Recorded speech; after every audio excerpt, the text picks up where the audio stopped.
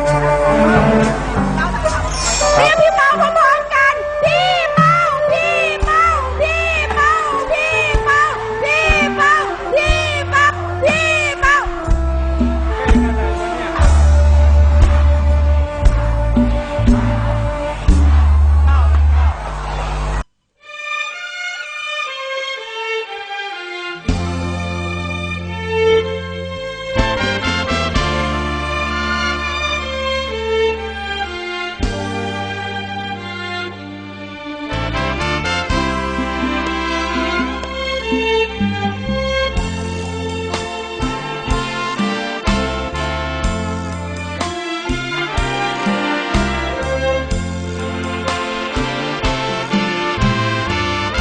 ฟังเสียงสายันแฟนเศร้า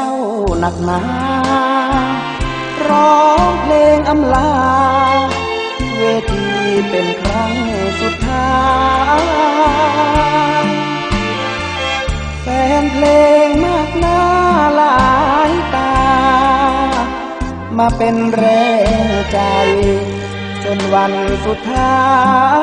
ยลาจากกลายเป็นตำนานกล่าวขานนักเลงเคยร้องบรรเลง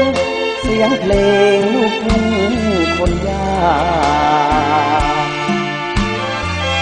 ได้ฟังเสียงเพลงสายันน้ำตาไหลพราเคยเป็นที่รักขวัญ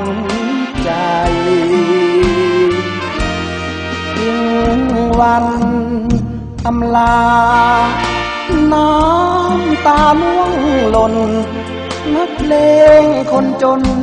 ยังยิ้มสู้ไหวเหมือนฟ้าลิขิตจากสวรรค์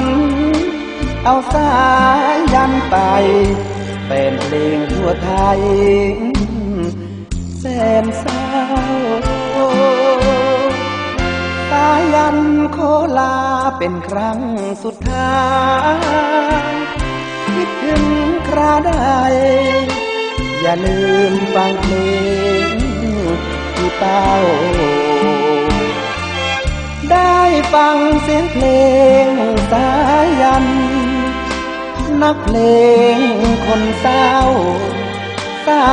ยันคนเก่าพี่เป้าคนเดิม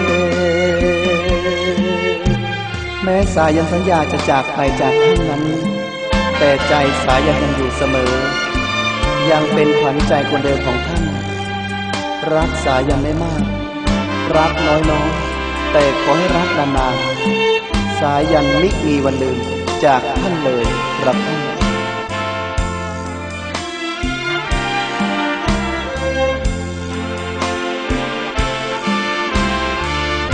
สายันโคลาเป็นครั้งสุดท้ายคิดถึงคราใด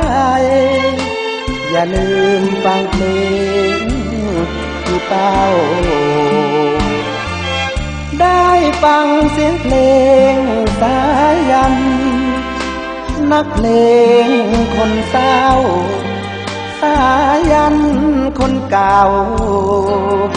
พี่เป้าคนเดิม